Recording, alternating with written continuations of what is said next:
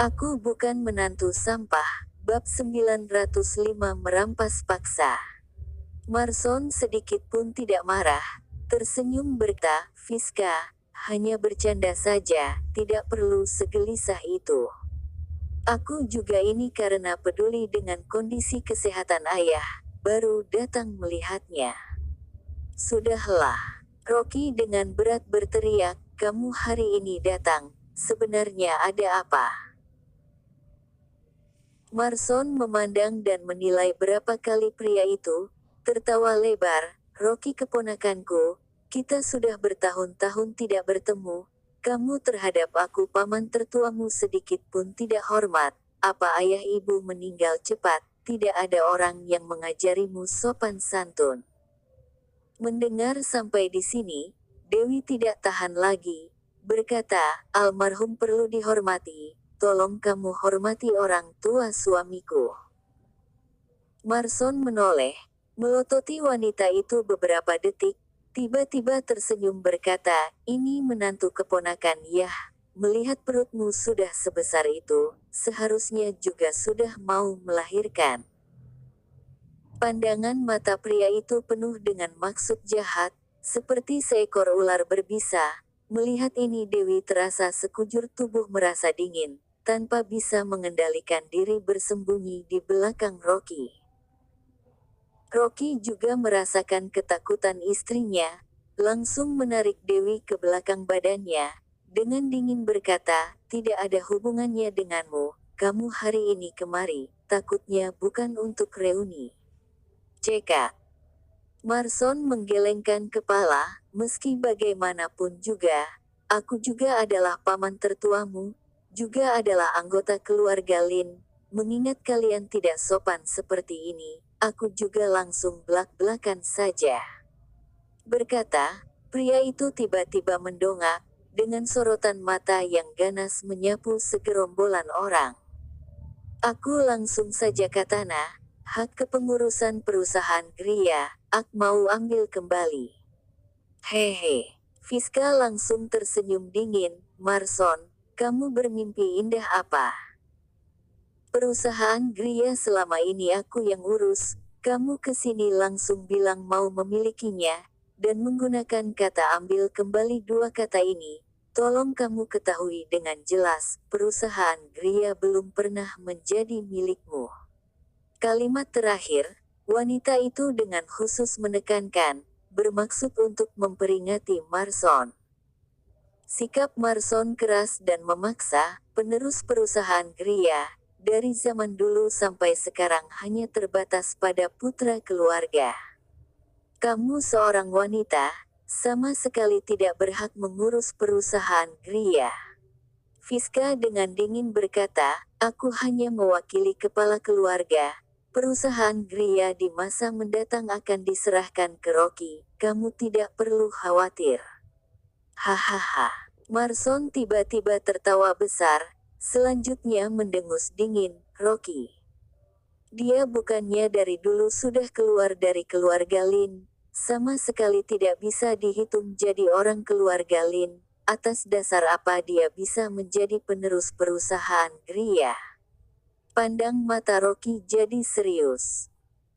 Sekarang Marson mengenggam kelemahan ini, mengambil kesempatan kondisi penyakit Pak Tua bertambah parah, saat tidak sadar datang tinggal mengambil perusahaan Gria, takutnya dari awal sudah direncanakan dengan baik. Tapi pria itu memang benar seperti yang dikatakan Marson, sudah meninggalkan perusahaan Gria, tidak bisa dibilang menjadi orang keluarga Lin lagi. Fiska juga tersenyum dingin, mengingat kamu mengambil Rocky menjadi topik, kalau demikian aku juga tidak keberatan memperhitungkan hutang lama denganmu. Marson, dulu Pak Tua melepaskanmu ke luar negeri, sudah mengumumkan kamu kalau tidak mendapat perintah, tidak boleh kembali ke Yuga. Tapi kamu sekarang pulang tanpa perintah, melanggar peraturan keluarga Pak Tua. Orang yang melanggar peraturan keluarga, aku sebagai perwakilan dari kepala keluarga Asteris, berhak menendangmu keluar dari keluarga Lin. Usai mengatakan, Wanita itu dengan dingin menegur, "Petugas, usir Marson keluar dari kediaman." Fiska selalu bertindak kuat dan cepat, saat berhadapan dengan Marson yang juga bersikap keras dan memaksa, sama sekali tidak mengalah setengah langkah pun. Anggota keamanan keluarga Lin yang ada di sekeliling, juga langsung maju, menghadang di depan Marson. Pasukan kedua belah pihak saling berhadapan, suasana seperti gentong bom, sekali dinyalakan langsung meledak. Marson mencemooh mendengus dingin berkata, "Fiska, hanya mengandalkan orang-orang keluarga Lin ini, ingin menghadangku takutnya tidak semudah itu. Aku hari ini datang, pasti harus mengambil hak pengurusan keluarga Lin."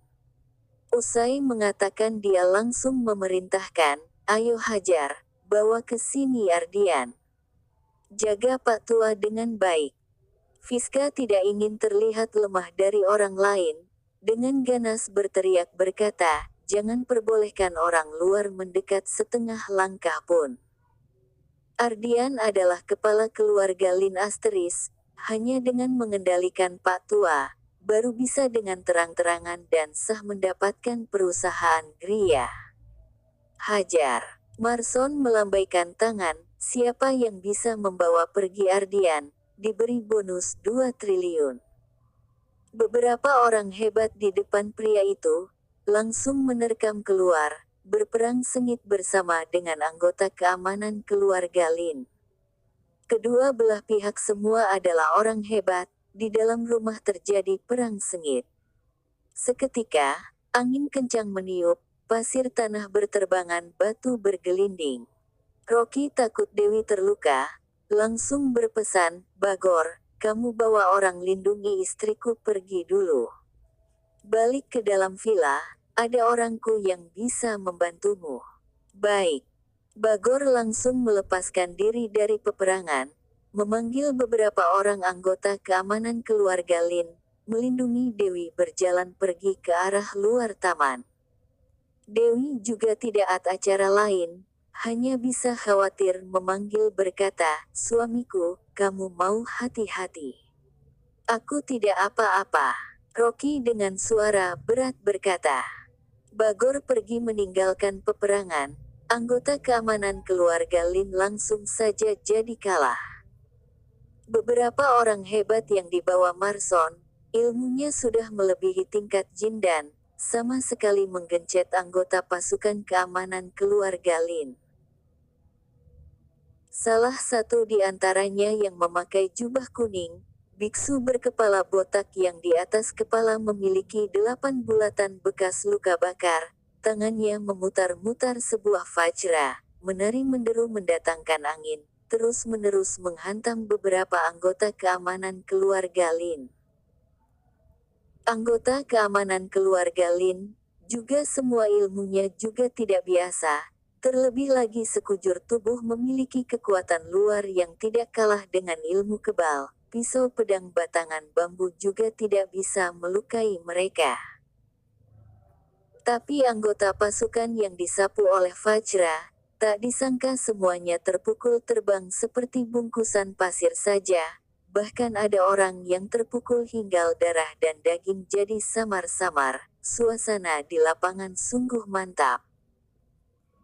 Melihat si botak ini mulai membunuh satu persatu, dan anggota pasukan keamanan keluarga Lin satu persatu mati tragis, Fiska gelisah tiada tanding, alis cantik mengerut erat menjadi satu, hatinya sakit menjadi satu gumpalan.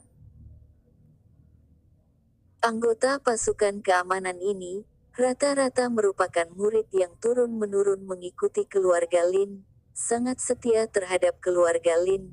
Tak disangka sekarang yang dipukul mati oleh si kepala botak ini mati, yang terluka ya terluka, dan juga tidak ada satupun yang mundur, semuanya berusaha keras melindungi Ardian. Fiska melihat ini marah dan juga sedih, tapi dia tidak bisa memerintahkan pasukan keamanan untuk mundur, kalau demikian Ardian bisa berbahaya. Tepat saat Bagor melindungi Dewi, mau pergi berjalan keluar ke arah pintu utama. Marson tiba-tiba memberi kode mata. Biksu botak tiba-tiba dengan kecepatan sambaran petir keluar dari perang. Vajra di tangannya langsung berputar dengan keras ke perut Dewi. Vajra yang terbuat dari besi unggulan, beratnya bisa mencapai 350-400 kilo.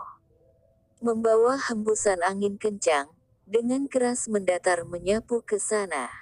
Dewi ketakutan sekali. Ingin bersembunyi juga tidak sempat lagi. Bagor sedang mau menerkam ke sana menghadang, tiba-tiba sebuah bayangan dengan cepat menerjang ke depan, satu tendangan keras menendang ke Vajra. Ong! Terdengar suara gema bahan logam. Tak disangka Vajra ditendang terbang dengan satu tendangan oleh Rocky, terbang tinggi terbalik ke udara, kemudian terjatuh keras lagi ke bawah. Dan biksu yang membawa Vajra itu, tangan di antara jempol dan telunjuknya tak disangka tersobek dan mengalirkan darah.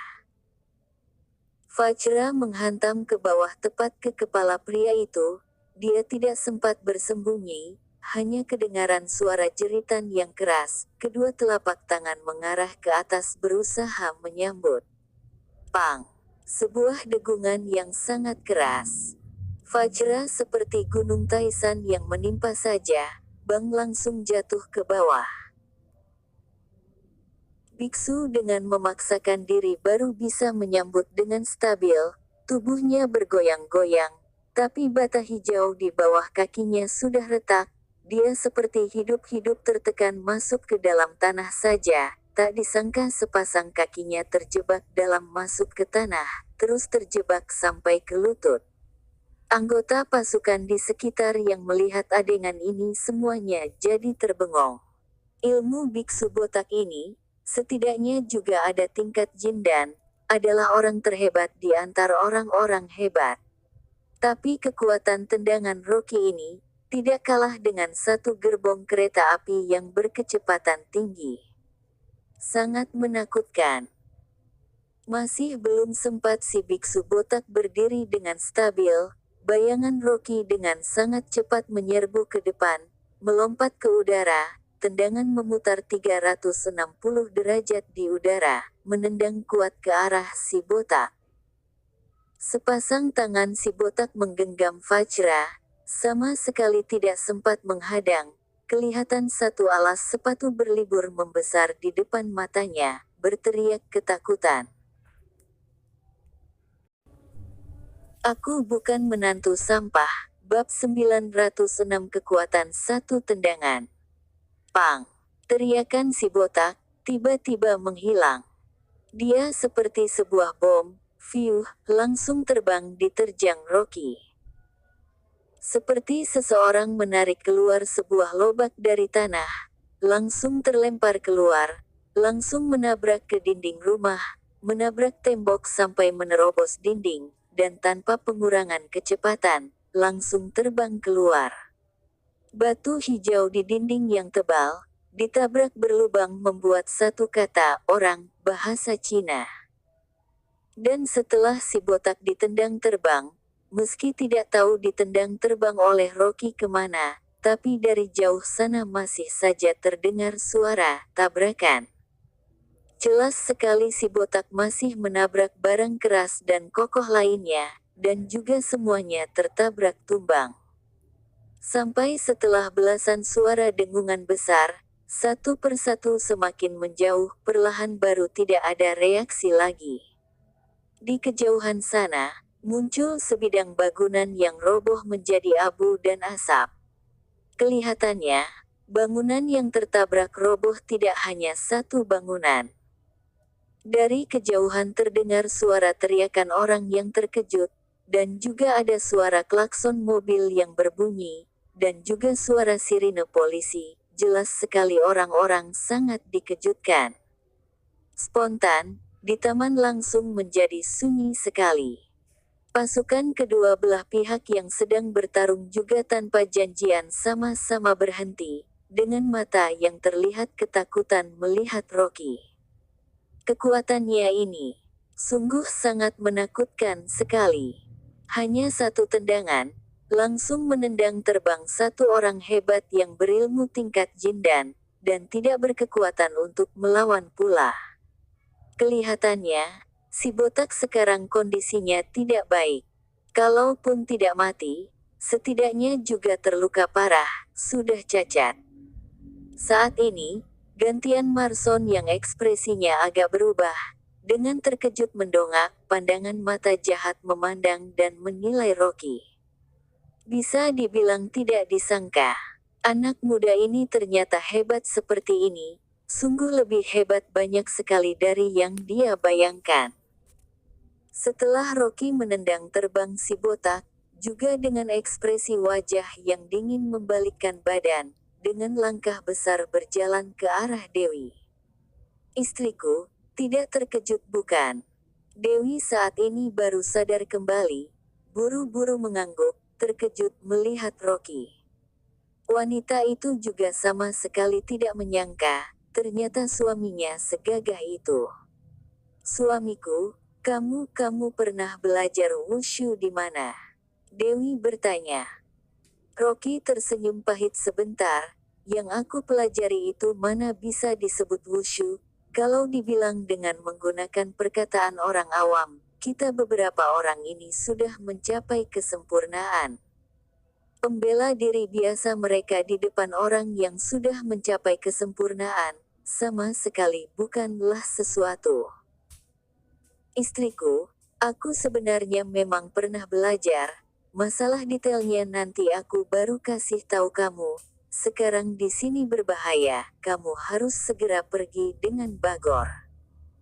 Dewi juga memang terkejut, lebih khawatir lagi orang yang berkelahi ini melukai perutnya, juga buru-buru mengangguk, ikut Bagor jalan keluar dari pintu taman.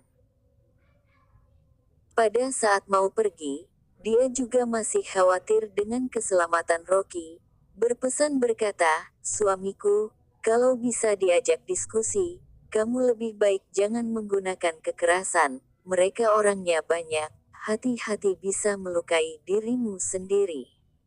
Istriku, aku mengerti. Rocky tersenyum kecil, dalam hati panas. Dewi berjalan selangkah menoleh 3 kali, Rocky membalikkan badan, wajah senyumnya seketika disimpan kembali, menjadi dingin. Pria itu mendongak, dengan dingin melotot Marson. Dilihat dengan sorotan mata yang membawa aura membunuh oleh Rocky, Marson tak menyangka tiba-tiba tanpa beralasan merasa bulu kuduk berdiri, seperti tekanan dari semua penjuru menekannya, tak disangka membuat agak jadi gelisah. Tapi, Marson juga rubah tua yang banyak tipu daya. Dia melihat Rocky sekilas, tiba-tiba dengan ganas memarahi beberapa pengawal di sampingnya. Apa yang kalian lakukan?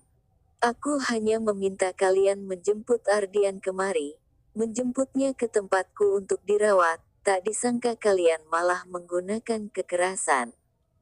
Hampir saja melukai menantu keponakanku, besar sekali nyali kalian. Segera berlutut, minta maaf dengan keponakanku. Dia mengencam dengan keras, bergaya seperti marah saja. Tapi Rocky tidak bergerak, masih saja berpandangan mata dingin dan kejam.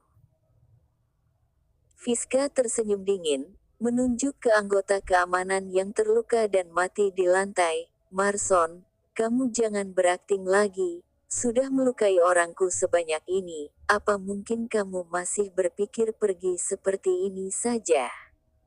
Hari ini kalau kamu tidak memberi cara penanganan, aku jamin kamu tidak akan bisa keluar dari pintu ini.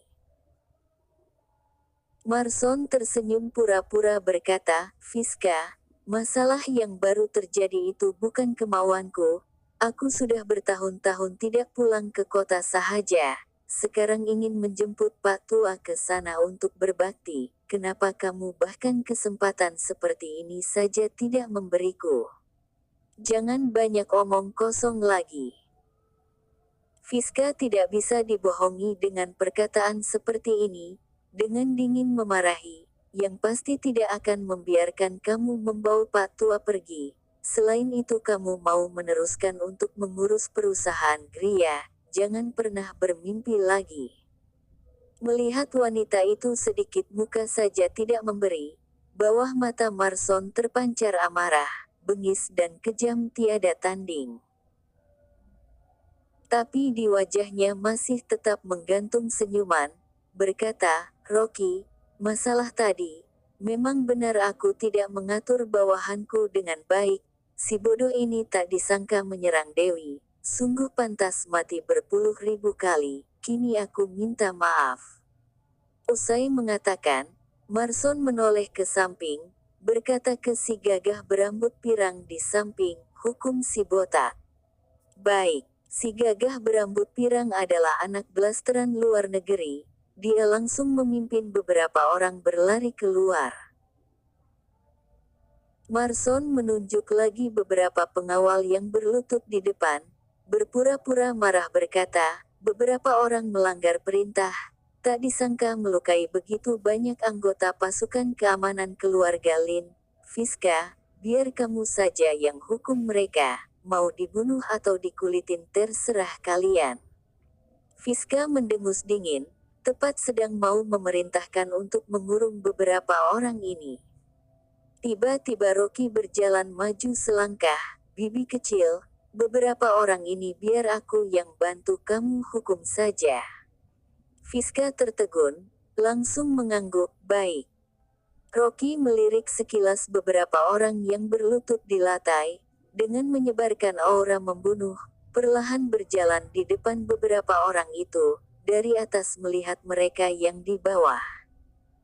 Beberapa orang itu tidak menyangka Rocky sendiri yang turun tangan menghukum, semuanya terkejut jadi bodoh, berlutut di lantai terus gemetar.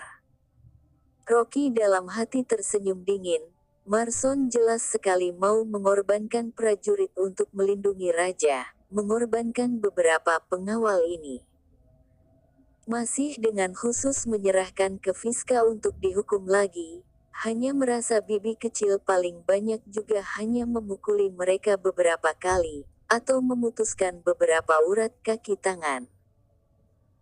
Hukuman seperti ini, bagi orang biasa merupakan hukuman berat, tapi bagi orang hebat yang berilmu tingkat jindan, meski urat kaki tangan diputus, pulih kembali juga merupakan hal dalam hitungan menit saja. Luka luar biasa, sama sekali tidak bisa menundukkan mereka. Meski mematahkan kaki tangan mereka, bagi orang hebat yang berilmu semacam ini, tidak berapa hari juga bisa pulih, bahkan hari itu juga sudah bisa baik.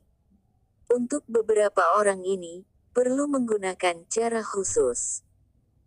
Mengingat mereka adalah orang Marson, lagi pula semua juga adalah orang hebat yang berilmu tingkat jindan, Rocky juga tidak sungkan, dengan dingin berkata, "Mengingat aku yang menghukum, aku buat kalian cacat." Usai mengatakan, dia sama sekali tidak memberi mereka kesempatan untuk sadar, melangkah maju dengan lebar, tiba-tiba mengunci kekuatan gaib mereka, kemudian terkulai lemas. Pang pang pang. Satu orang hebat yang berlutut di lantai, dengan beberapa pukulan telapak tangan cepatnya Rocky, masing-masing dipukul di titik jantung, ulu hati, dan juga leher. Satu kekuatan hebat menerobos titik saraf dan masuk. Tubuh pria itu seketika bergetar, menderita terbaring di lantai, seperti seekor anjing mati. Semua ilmunya dimusnahkan dengan bersih, bahkan tidak lebih hebat dari orang biasa. Ekspresi wajah Marson tidak berubah, tapi sorotan mata jelas terlihat tersambar sentaian rasa benci. Mereka semua adalah orang hebat yang berilmu tingkatan jindan, kalau mengeluarkan jurus bisa memusnahkan langit dan bumi. Tadi beberapa orang ini bertarung dengan anggota keamanan keluarga Lin, hanya menggunakan waktu singkat, sama sekali tidak mengeluarkan standar sebenarnya. Kalau mereka benar bersatu menyerang Rocky, setinggi apa ilmu anak muda ini, takutnya juga sangat susah untuk melawan mereka. Tidak menyangka orang Margalin, ternyata mengambil kesempatan dalam kesempitan, mengambil kesempatan saat beberapa orang hebat ini berlutut memohon maaf, lalu mengendalikan mereka.